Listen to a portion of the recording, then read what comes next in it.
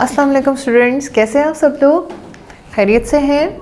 सब कुछ ठीक है घर में? आई होप आपके घर में सब खैरियत से होंगे और आप भी खैरियत से होंगे, अपने आप को अच्छे से प्रोटेक्ट कर रहे होंगे और तमाम चीज़ों से महफूज होंगे, तमाम बुरी चीज़ों से। एज़ वी ऑल नो कि किस तरह का एनवायरनमेंट है, लेकिन आपने घबराना नहीं है और अपने प्रिकॉशंस का बहुत अच्छे से ख्याल रखना है, प्रोटेक्ट करना है ख़ुद को। ठीक है, सो स्टार्ट करते हैं हमारा नेक्स्ट चैप्टर जो कि है पेंगुइन्स के बारे में। It is looking interesting which we have already discuss. तो हम क्या करेंगे, हम इस स्टोरी को दोबारा से पढ़ेंगे और दोबारा से देखेंगे कि आखिर इस स्टोरी में क्या था और क्या इसके क्वेश्चंस में हम आंसर करेंगे। Penguins are beautiful animals. They live on the beaches of the ocean in the very cold region of the world. Penguins ठंडे मौसम में रहती हैं। जहाँ पे जिन ममालिक में ठंडा मौसम होता है वहाँ पेंगुइन्स बीचेस पे पाई जाती हैं, समंदर के किनारे। This environment is suitable for their bodies. There is plenty of food for them in this environment as well. It's the right place for them to hatch their eggs and take care of the young ones. Penguins live in pairs and lay eggs. Fish is their favorite food. Penguins take turns to keep their eggs warm. As soon the female gets off the egg, the male takes her place. This gives time to the female to find some food. She jumps right on to the ocean and return after some time to take her turn to sit on the eggs.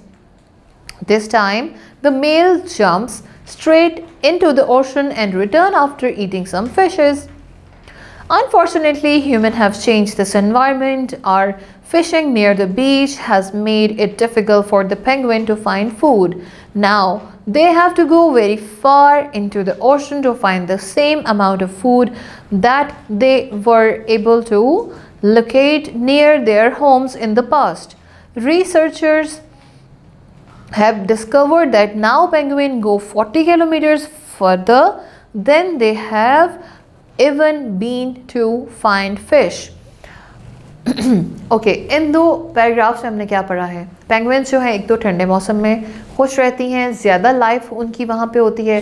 Secondly penguin जो है वो उसको ठंडे मौसम में आसानी होती है अपने बच्चे पैदा करने के लिए, अपने एग्स को बचाने के लिए। और ऐसा क्यों होता है? क्योंकि दे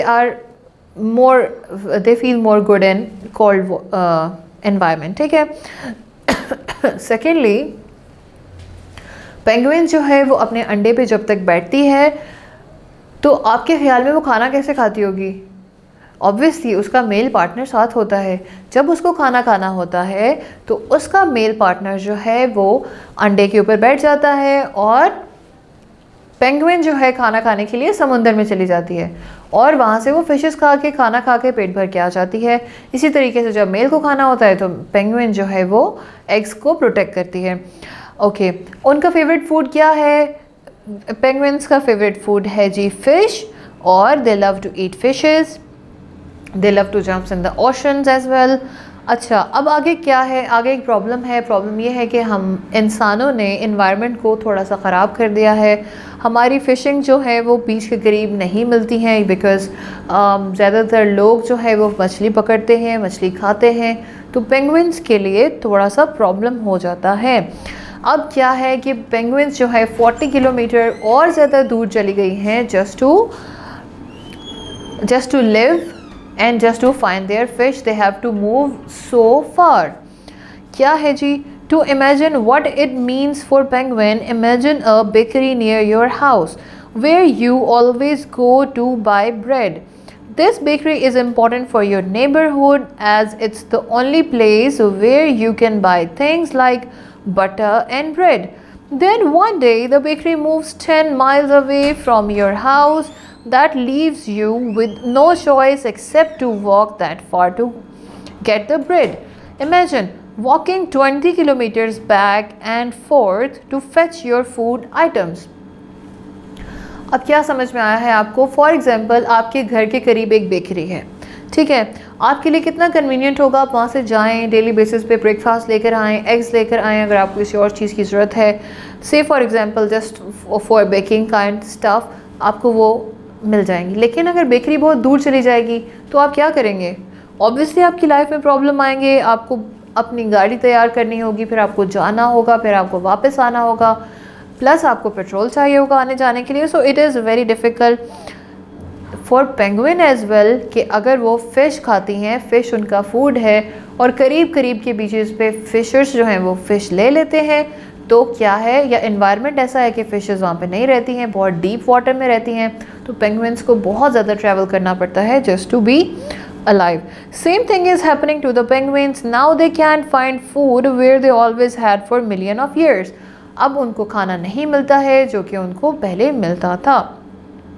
While one of the pair goes so far to find food, the one sitting on the eggs gets tired and has to leave the eggs. Eggs are then exposed to harsh, cold water, and that means less number of penguin hatching than before. Human don't hunt for penguin, but they have caused the penguin population to decrease considerably just by taking away the fish from the environment of penguins. Okay इस paragraph में क्या हम discuss कर रहे हैं कि penguins जो हैं, ऐसा नहीं है कि इंसान पेंगुइन खाते हैं, ठीक है, ऐसा तो नहीं है ना। लेकिन होता क्या है कि जब पेंगुइन्स जो है उनको खाना नहीं मिलेगा, उनको इतना ट्रैवल करना पड़ेगा खाना खाने के लिए, तो वो क्या करेंगे, वो अपने एग्स के लिए लेस प्रोटेक्टिव हो जाएंगे, वो थक जाएंगे। जब वो खाना लेके वापस आएंगे तो वो एग्स पे बैठना प्रेफर नहीं करेंगे। Obviously they will be tired. होगा क्या इससे कि पेंगुइन्स के बच्चे जो हैं वो कम हो जाएंगे, वो पैदा नहीं हो पाएंगे, क्योंकि एग्स जो हैं वो इतने कोल्ड वेदर में नहीं रह सकते, एग्स ख़राब हो जाते हैं, उनके लिए वार्म रहना ज़रूरी है। तो जब पेंगुइन्स जो हैं वो लेस प्रोडक्टिव हो जाते हैं, केयरलेस हो जाते हैं, because they feel tired while after eating, तो क्या होता है जी, उनकी पॉपुलेशन डिस्टर्ब होती है और कम होती है। ऑलराइट, उसके बाद आता है इकोसिस्टम क्या है जी। You have just studied how penguins are suffering due to overfishing activities by human. It has not only created food problems for penguins but also destroyed their natural environment. हमने penguins के लिए क्या किया है, हम humans ने, कि एक तो सिर्फ ये नहीं किया है कि हम उनके लिए प्रॉब्लम्स पैदा करें, लेकिन हमने उनको डिस्ट्रॉय ही कर दिया है, उनके नेचुरल एनवायरनमेंट को। वो कैसे? नेचुरल एनवायरनमेंट क्या है? The natural environment where penguin live, जहाँ पे पेंगुइन रहती हैं, अंडे देती हैं और बड़े मतलब ग्रो करती हैं, ठीक है ना। सो उसको कहते हैं find their food is called an ecosystem, ठीक है, जहाँ पे उन्हें खाना मिलता है, लेकिन वो इकोसिस्टम कम्प्लीटली डिस्टर्ब हो चुका है जस्ट बिकॉज उनको खाना नहीं मिलता है, ठीक है। An ecosystem is like neighbourhood where all living things depends on each other. Ecosystem क्या है? जहाँ पे लिविंग थिंग एक दूसरे पर डिपेंड करते हैं। Penguin depend on fish for food, that's the biotic factor of an ecosystem. Hence, biotic factor include all living things in an ecosystem. Ocean is an aquatic ecosystem with fish, shark and sea plants as its biotic factors. So, अब हम आते हैं कुछ important understanding की तरफ। क्या है important understanding? Why understanding ecology is important? Ecology क्या है हम डिस्कस कर चुके हैं। Study of ecology is important for many reason, some of which are as follow. It helps us preserve nature. Without understanding ecology we may cause an imbalance in the nature that will result in extension of some living thing while excess of other. The imbalance will result in less food for humans. There may be then more diseases due to this. For example, it will kill all the frogs in an ecosystem. Then there will be more mosquitoes in the area. Why? Because frogs eat mosquitoes. और अगर frogs ही नहीं होंगे तो mosquitoes कैसे रुकेंगे बड़े होने से। सो ऐसा होता है कि जब फ्रॉग्स होते हैं तो वो मॉस्किटोज़ को खा लेते हैं, फिर वो हमें हार्म नहीं कर सकते हैं। That will cause malaria and spread to malaria spread to humans. Allah has created all the natures. He has nominated humans to take care of the nature. As Muslims, it's our duty to understand different ecosystems around us so we can manage them well.